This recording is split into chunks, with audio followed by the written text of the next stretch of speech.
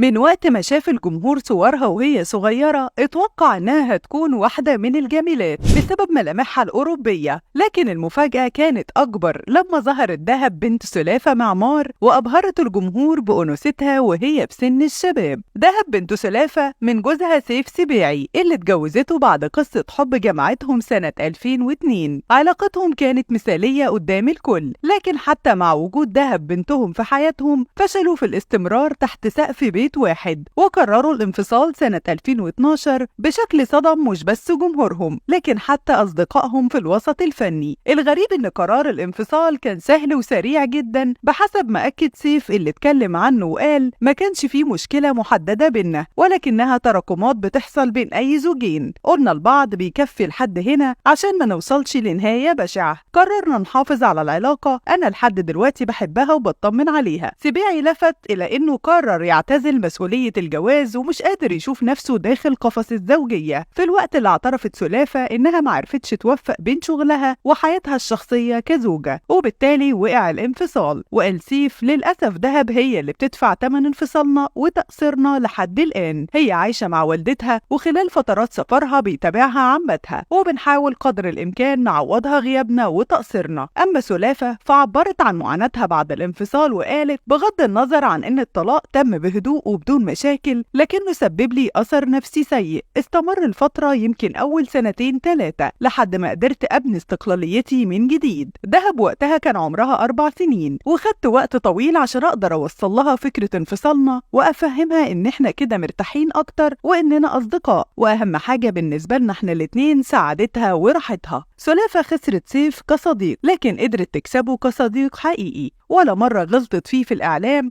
ودايما بتأكد على تشجيعه وإيمانه بيها كممثلة. وعشان كده ما استبعدتش أبدا فكرة رجوع المية لمجاريها بينهم مرة تانية كزوجين. وعن النقطة دي قالت العلم عند رب العالمين، والحياة دايما احتمالاتها مفتوحة، محدش عارف بكرة ممكن يحصل ايه. صعب يبقى الأب والأم موهوبين بدرجة سلافة وسيف وبنتهم تطلع ملهاش في الفن. فدهب ورثت الجينات الفنية من والدها ووالدتها، ولكنها اتجهت للموسيقى، فبتعزف على الجيتار وبتغني باحتراف باللغة الإنجليزية، وده اللي استعرضته في مقطع فيديو نشره والدها ووالدتها معربين عن فخرهم بموهبتها. دهب مش بس ورثت الموهبة دي، خدت جمال ملامح والدتها الأوروبي وشعرها الأشقر والعيون الملونة اللي بيتمتع بيها والدها ووالدتها. وفي أحدث ظهور ليها عملت قلبان على السوشيال ميديا بصورة ظهرت فيها شابة جميلة تضج أنوثة وجاذبية بعد ما خسرت كتير من وزنها الزائد. وكتير من فانز سلافة أكدوا إنها تفوقت على والدتها جمالا. المفاجأة إن على عكس ما كتير متوقع فجمال سلافة ما خدمهاش بالذات في بداية حياتها الفنية، دي عاشت بسببه معاناة عبرت عنها وقالت للأسف اصطدمت بنمطية ذهنية في التعاطي مع الممثل. معظم المخرجين كانوا بيقولوا لي جمالك أوروبي بعيد عن البيئة الشامية والعربية، مع العلم إن ما في حد من أهلي ولا من عيلتي من أوروبا. مشكلة سلاف مع شكلها رجعت تاني للساحة بشكل أقوى مع عرض أول حلقات مسلسل الخائن. وبعيدا عن نجاح العمل في تصدر المسلسلات الأعلى مشاهدة في الوطن العربي، اتعرضت بطلة العمل لانتقادات حادة من مشاهدين أعربوا عن حزنهم من تغير ملامح سلاف الواضح على الشاشة، وتوقعوا خضوعها لعمليات تجميل جديدة. فانز سلافة ربطوا بين التغير الواضح على شكلها في الخائن وبين اختلاف المكياج والشعر الغامق اللي تطلبته الشخصية اللي بتجسدها في المسلسل، وتبادلوا الفيديو اللي سبق ودفعت سلافة فيه عن نفسها وشاورت على خطوط جبينها الواضحة، وشددت على إنها لا يمكن تفكر تخضع لعمليات تجميل.